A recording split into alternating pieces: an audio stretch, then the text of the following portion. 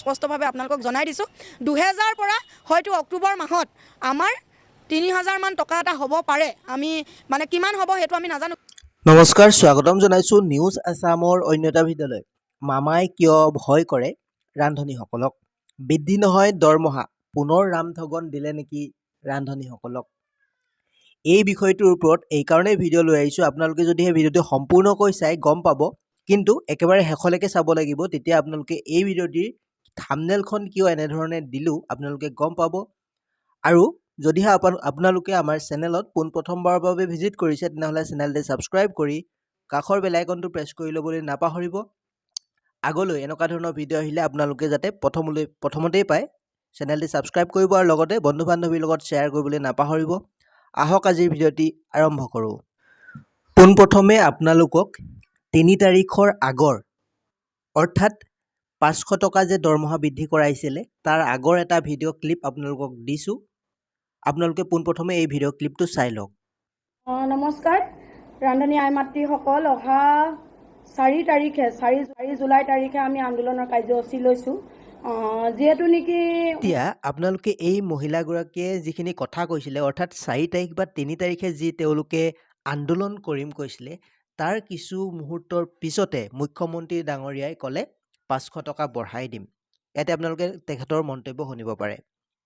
যে বিশেষকৈ কিছুমান বাওপন্থী ৰাজনৈতিক আদৰ্শৰ লোক এই ৰান্ধনীসকলৰ মাজত সোমাই যায় আৰু আন্দোলন কৰিবৰ কাৰণে বাইদেউসকলক লৈ আহে। মই ডিব্ৰুগড়ৰ এখন মিটিঙত কৈছিলোঁ যে চাকৰি যোৱাটো কথাই নাই, 2 এদিনতে তেওঁলোকৰ দৰমহা বাঢ়িব। আজি কেবিনেটে তেওঁলোকে আজিৰ দিনত 1500 টকা দৰমহা পায়। 1 অক্টোবৰৰ পৰা তেওঁলোকৰ দৰমহা আমি 2000 টকালৈকে বৃদ্ধি কৰিছোঁ। এতিয়া গম পালেনে ৰান্ধনীসকলক বা প্ৰতিবাদক বা আন্দোলনক তেওঁ কিমান ভয় কৰে? 3 বা 4 তাৰিখে তেওঁলোকে প্ৰতিবাদ কৰিম বুলি কোৱাৰ কাৰণেই বা কোৱাৰ পাছতেই কিছু মুহূৰ্তৰ তেওঁ ৰান্ধনীসকলৰ দৰমহা 2000 টকা কৰি দিলে। এতিয়া পুনৰ 9 তাৰিখে তেওঁলোকে ৰান্ধনীসকল বা গোটেই যি কৰ্মচাৰী ন্যূনতম মাননীয়ে যি কৰ্মচাৰীয়ে কাম কৰি আছে, 9 তাৰিখে যিহেতু প্ৰতিবাদ কৰিম বুলি কৈ আছিলে, তো সেই গতিকে তেওঁ পুনৰ ক'লে 3000 কৰি দিম বুলি।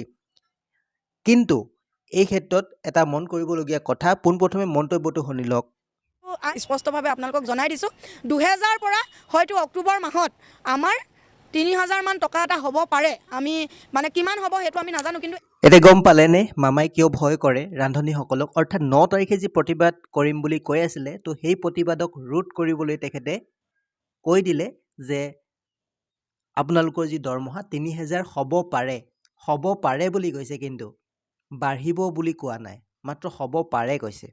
কাৰণ যাতে আন্দোলন তেখেতলোকে নকৰে তাৰ প্ৰতি লক্ষ্য ৰাখি তেখেতে বঢ়াই দিম, অৰ্থাৎ 3000 বঢ়াব পাৰোঁ বুলি এনেকুৱা ধৰণে কৈ দিলে। বঢ়ালেতো ভালেই হ'ব, ৰান্ধনীসকলৰ ইমান দিনে যি আন্দোলন প্ৰতিবাদ কৰি আছিলে তাৰ সুফল এটা পাব। কিন্তু সুনিশ্চিত নকৰিলে বঢ়ামেই বুলি, তো সেইকাৰণে মই এই ভিডিঅ'টি প্ৰস্তুত কৰিলোঁ। তো ভিডিঅ'টি যদিহে চাই অলপ হ'লেও উপকৃত হৈছে, যদিহে ভাল পাইছে, তেনেহ'লে চেনেলটি ছাবস্ক্ৰাইব কৰিবলৈ নাপাহৰিব আৰু কাষৰ বেল আইকনটো প্ৰেছ কৰিবলৈ নাপাহৰিব আৰু লগতে ভিডিঅ'টি শ্বেয়াৰ কৰি দিব এটা। ধন্যবাদ।